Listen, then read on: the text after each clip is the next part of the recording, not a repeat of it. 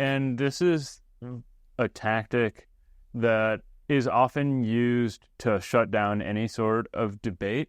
And I think, again, it has this superficial plausibility just because I think it's pretty undeniable, at least from my own experience, that there is very rampant anti-Semitism in the United States, at least. I don't agree with that at all. But the argument I was going to say, though, or the point that's often raised, is that to be anti-Israel to any extent is to be anti-Semitic. Okay, two things. First of all, there was an era in which one calculated anti-Semitism not by a person's thoughts, because you can't control a person's thoughts. And even you can't control your thoughts. And even you probably can't figure out what's your quote-unquote real motive for whatever you do. Are you interviewing me now because of a sincere inquiry into the life of the mind?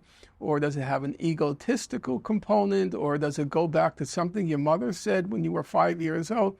You know, the human psyche is very complicated, and it's not susceptible to easy analysis or control. So there was an era where nobody ever thought about those things. When you talked about discrimination, when you talked about anti-Semitism, it meant, does it affect your job opportunities? Does it affect your access to certain institutions of higher education? Does it affect where you're going to live? Does it affect negatively your interactions with the law? That's what anti-Semitism meant. They were quantifiable, palpable, and lucid expressions of this phobia, whatever you want to call anti-Semitism, okay? Or hateful, genocidal intent. By that reckoning, can you name me a place in the United States where a Jew would have trouble purchasing a home or renting an apartment? Name me one place. I'd be curious.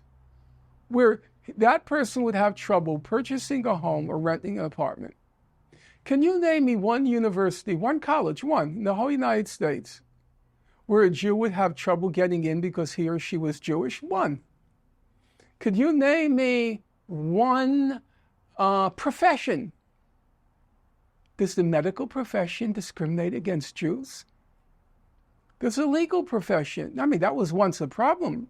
That's why Jewish law firms are created, because they couldn't get into the white shoe WASP law firms. Does that exist anymore? So this is just completely and totally ridiculous to talk about anti-Semitism in the United States. On the contrary, being Jewish gets you into professions, because Jews are such a dominant force in medical field, the law field, and there is a clannishness. Every group has its clannishness. It's an asset, not a disability. It's an asset in our society. In publishing, being Jewish makes a big difference. You know what they used to call the New York Review of a book? They called it the New York Review of each other's books, and they were all Jewish. So in the face of that reality, to speak about anti-Semitism strikes me as ridiculous and self-indulgence on a Herculean scale. Okay? Now, thoughts passing through your head. Guess what, Mr. Earhart? The moment you see an ugly person, thoughts pass through your head. Negative thoughts. The moment you see a fat person, thoughts pass through your head. Negative thoughts. The moment you see a short person, thoughts pass through your head.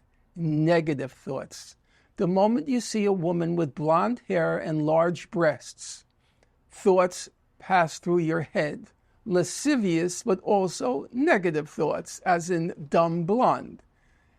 That's life. People carry in their minds stereotypes, and it's very difficult and probably takes generation upon generation upon generation to extirpate. W.E.B. Du Bois, the great African-American scholar, he contended his whole life with the issue of racism, anti-black racism. And at the beginning, he said the problem was ignorance. We need to educate. If we educate, then people will free themselves, emancipate themselves from racism. Then he said, no, it's more complicated than that. He said, I went to Africa and I saw the huge amounts of profits the imperial countries made from slavery. So he said, no, there's also an element of cash calculation in this racism.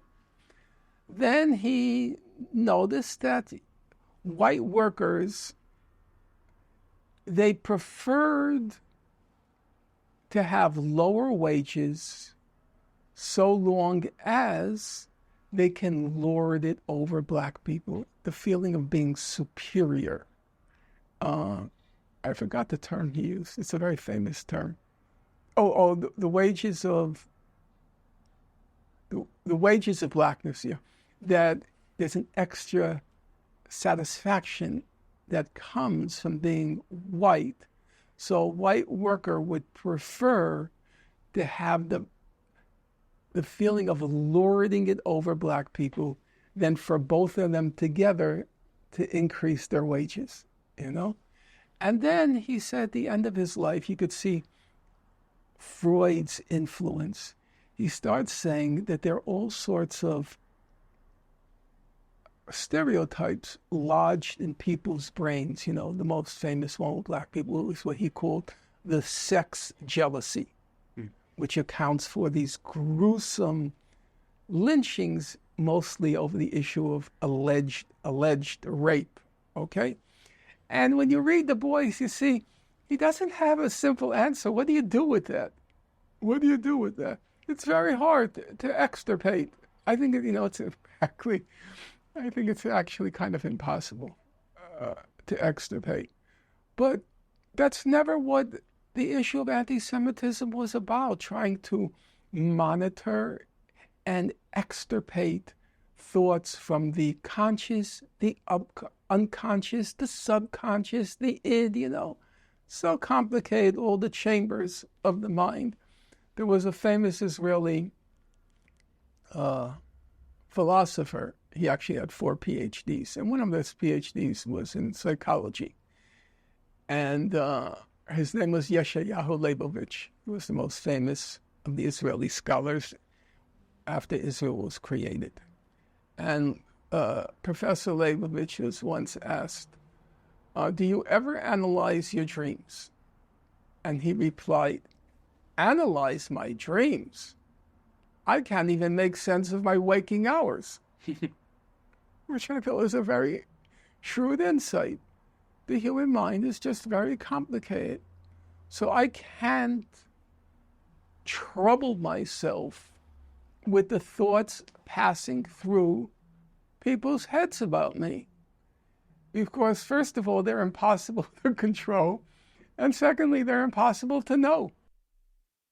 Even though if you want to deny the premise that there's anti-Semitism at all, or even rampant anti-Semitism in the United States. It depends on what you mean by anti-Semitism. If you're talking about random thoughts passing through a person's head, absolutely.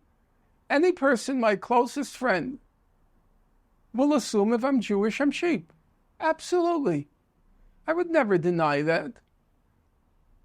When I say my closest, I would say when I mean non-Jewish friend, however close. I'd never deny that. And do you think I don't have immediate assumptions about Germans? Do you think I don't? Or Italians?